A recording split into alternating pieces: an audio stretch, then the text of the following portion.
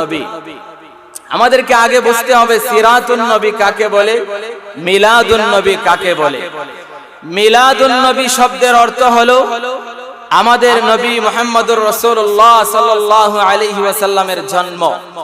মিলাদ শব্দের অর্থ হলো জন্ম, আর আন নবী শব্দের অর্থ হলো আমাদের নবী। অতএব মিলাদুন নবীর অর্থ হলো আমাদের নবী শেষ নবী মুহাম্মদুর রাসূলুল্লাহ সাল্লাল্লাহু আলাইহি ওয়াসাল্লামের জন্ম, নবীজির জন্ম বৃত্তান্তের আলোচনাকে মিলাদুন নবী বলা হয়। আর সিরাতুন নবী, সিরাত শব্দের অর্থ হলো জীবন আদর্শ, সিরাত শব্দের অর্থ হলো জীবনী।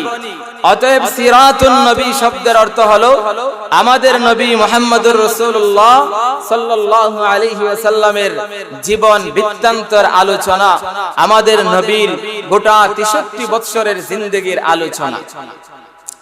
এখন আমাদেরকে বুঝতে হবে কোনটা করণীয় এবং কোনটা পালনীয় আর কোনটা আলোচনার বিষয়। মিলাদুন নবী হলো আলোচনার বিষয়। নবীজির জন্ম কিভাবে হয়েছিল, নবীজি এই পৃথিবীতে কিভাবে আগমন করেছিলেন, নবীজির জন্মের সময় যে অলৌকিক ঘটনাগুলো ঘটেছিল, যেগুলোকে সিরাতের পরিভাষায় ইরহাসাত বলা হয়, যেই ঘটনাগুলি অন্য কোনো মানুষের বেলায় ঘটেনি, কিয়ামত পর্যন্ত কোনো মানুষের বেলায় ঘটবেও না, এমন জন্মের বৃত্তান্তের আলোচনা মিলাদুন নবীর আলোচনা, এটা আমাদের জন্য নফল। কেউ যদি নবীজির মিলাদের আলোচনা করে, নবীজির জন্ম বৃত্তান্তের আলোচনা করে, তাহলে নফল ইবাদতের সওয়াব পাওয়া যায়, এটা আলোচনা করা যায়, কিন্তু মিলাদুন নবী পালন করা যায় না। পক্ষান্তরে সিরাতুন নবী এটা হলো আমাদের জন্য পালনীয়। সিরাতুন নবী, নবীর জন্ম, নবীর জীবন আদর্শ, নবীজির জীবন বৃত্তান্ত, এটা উম্মতের জন্য অনুকরণীয়, উম্মতের জন্য অনুসরণীয়।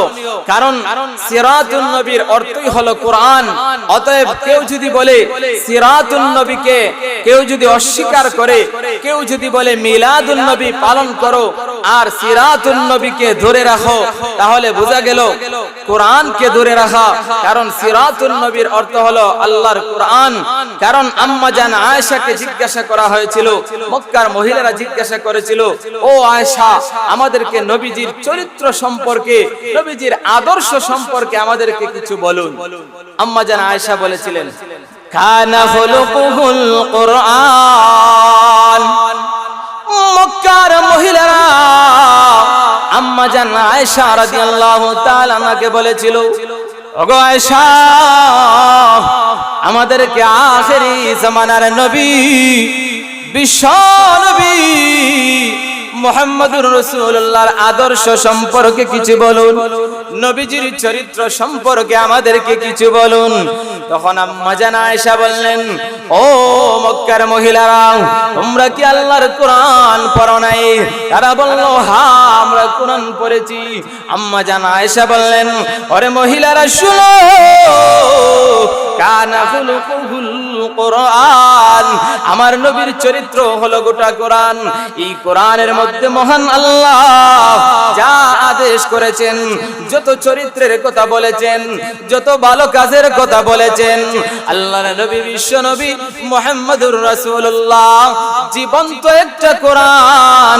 নবীজি তার 63 বছর জিন্দেগীর মধ্যে এই সবগুলোকে নবীজি বাস্তবিকভাবে, নবীজি তার 3.5 হাত বডির মধ্যে ফিট করে নবীজি এই উম্মতের জন্য অনুসরণীয় হয়েছে।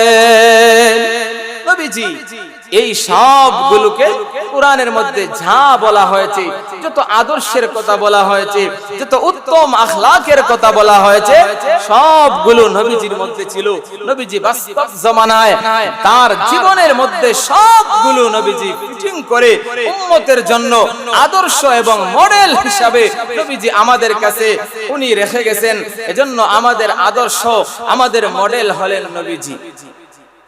আল্লাহ তাআলা আমার আপনার নবীকে প্রেরণ করেছেন কি জন্য? নবীজিকে প্রেরণ করার কারণই হলো নবীজি আমাদের জন্য আদর্শ। নবীজি আমাদের কাছে কি নিয়ে আসলেন? নবীজি আমাদের কাছে আদর্শ নিয়ে এসেছেন। এটা উম্মত জানেই না যে নবীজিকে কি জন্য প্রেরণ করা হলো, নবীজি কি নিয়ে আসলেন। নবীজি আমাদের জন্য আদর্শ। নবীজির মধ্যে নবীজির সারা জিন্দেগি, পারিবারিক জীবন, সামাজিক জীবন, রাষ্ট্রীয় জীবন, প্রত্যেকটা সেক্টরে নবী হলেন আমাদের জন্য আদর্শ। নবী হলেন আমাদের জন্য অনুসরণীয় ব্যক্তিত্ব। কেউ যদি নবীজিকে অনুসরণ করে, নবীজির অনুকরণ করে, তাহলে ওই ব্যক্তি সামাজিক জীবনে, রাষ্ট্রীয় জীবনে, পারিবারিক জীবনে, সর্বক্ষেত্রে ওই ব্যক্তি সফলতা লাভ করবে। কারণ নবীজির আদর্শ এবং চরিত্রের মধ্যেই রয়েছে এই উম্মতের জন্য আদর্শ, এই উম্মতের জন্য মুক্তি এবং শান্তির পথ। কথা বলেন ঠিক কিনা? নবীজির চরিত্র কেমন ছিল? নবীজির মহান আল্লাহ নবীজিকে যেই চরিত্র দিয়ে এই পৃথিবীতে প্রেরণ করেছেন, মক্কার কাফেররা আমার আপনার নবীকে বিভিন্ন ভাবে তারা নবীজিকে কটাক্ষ করার চেষ্টা করত। কেউ কেউ নবীজিকে জাদুঘর বলতো, কেউ কেউ নবীজিকে পাগল বলতো। আল্লাহ রাব্বুল আলামিন এই সমস্ত কথার দাঁত ভাঙ্গা জবাব দিয়ে কুরআনুল কারীমের 29 নম্বর পারার সূরাতুল কলমের মধ্যে আল্লাহ রাব্বুল আলামিন বললেন, ওয়া ইন্নাকা লাআলা খুলুকিন আযীম।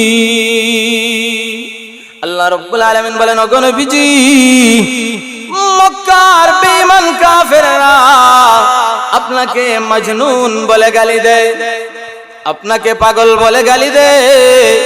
ওগো নবীজি, আল্লাহর অনুগ্রহে, মহান আল্লাহর দয়ায় আপনি পাগল নন, আপনি পাগল নন।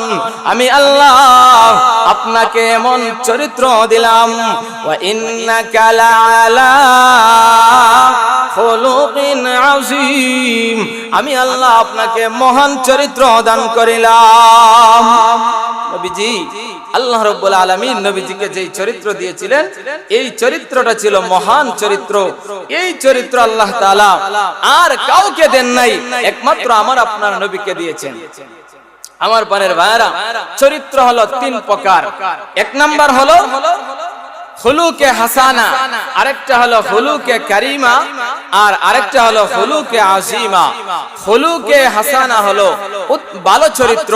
কেউ যদি আপনাকে মারে, কেউ যদি আপনাকে আঘাত করে, আপনিও তাকে একটা আঘাত করলেন, সমান সমান, এটা হলো খুলুকে হাসানা। আর খুলুকে কারিমা হলো উত্তম চরিত্র। কেউ যদি আপনাকে আঘাত করে, তাহলে আপনি আঘাত করবেন না, তাহলে